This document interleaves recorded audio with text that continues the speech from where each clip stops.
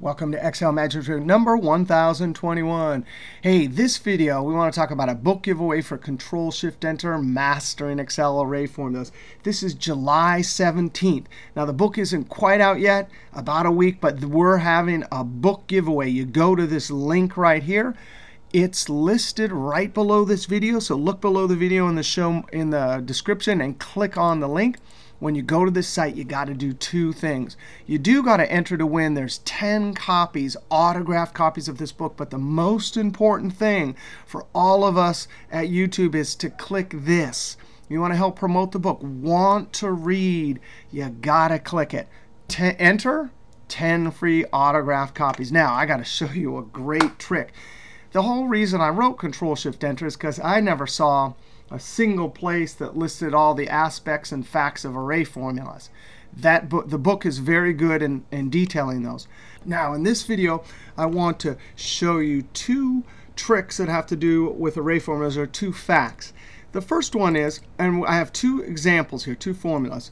The first one has to do with function arguments. Now, this is an array calculation right here. We don't have a max if function, so we put the if inside of the max, and we run our criteria. Notice that's a range of values, and there's an operator saying is anything in this range equal to product 1. Anytime you have an operation on an array or range of values, more than one value, you're making an array formula. Now, this is an array operation, and because it sits in the logical test argument of the if function, in order to get the formula to calculate correctly, you have to use a special keystroke, Control, Shift, and Enter. Now, some functions have function arguments that can handle array operations without using Control, Shift, Enter. And the book does a great job of listing those functions like sum product and others. But check this out. What happens if you have a function argument, an array operation, and you don't use Control, Shift, Enter? Let's see. I get a value error. Let's look at a different formula over here. This is, I'm just subtracting this column and this column, and I want to find the max profit. I don't care from this transactional data set which one it is. I just want to know the max. This number one argument in max has an array calculation. That's a math operator. These are ranges. They contain more than one value, so it's an array operation. Doesn't calculate correctly unless you use Control, Shift, and Enter. But what happens if you just hit Enter? Value error. Now, most things that I've ever read about array formulas say if you don't use Control, Shift, Enter, you get a value error. Well, that's not the full story. Let's move these formulas. And actually, the type of answer you get when you don't use Control, Shift, Enter on a formula that requires Control, Shift, Enter depends on where the formula is in the spreadsheet. So watch this. 5, 0, 5, 0, back to value. What about this one? 0.55, 0.9. 0.12. What is going?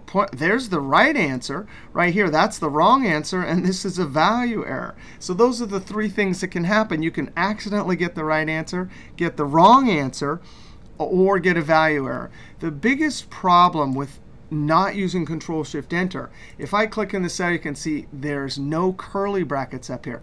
But sometimes people will be like, oh, that must be the right answer. I'm not getting a value error. Well, here's the story. When you have your formula right here, not next to the data set. It is not next to one of the arrays that are being used in the array operation. This one's above, this one's below. If it's not next to it, it will give you a value error. Let's check this out. When I move this down one row, why is it giving me a 5? That's the correct answer. Let's run Formula Evaluator. Alt-MV. I'm looking up here in the evaluation. It looks like it's making an array operation. I click Evaluate. But what did it do? It showed me just product 1. That product 1, remember, this is sitting in the cell directly next to this row. It's coming from something called implicit intersection. Array formulas, if you don't use Control, Shift, Enter, and the formulas next to the data set, will only look at the actual value in the array that is on the same row as the formula. So check this out. It'll say product 1 equal to product 1. Just because it was on this row, that'll give us a true. And guess what? The formula will dump the entire range in. And that's why max evaluates to 5. Down here, Alt-MV. I'm going to click Evaluate. It sees product 2 from implicit intersection. So I click Evaluate. Product 2 does not equal product 1. Notice it gives me a false. But our formula did not have a value entered into the value if false. So if you get a false in the logical test and you don't have anything in the value of false, it'll put in a false. Max interprets any non-number entry as it reports as 0. So when it sees a non-number entry, it'll report 0. And so that's why we get a 0. And then it's repeated down here.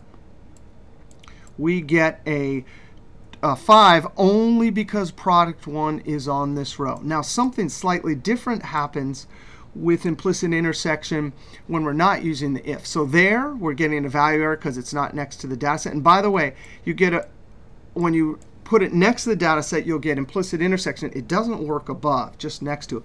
All it's doing here, and we can run Alt-MV, it looks like C10 to C13 will be evaluated, but guess what? It's only going to take implicit intersection and take C10.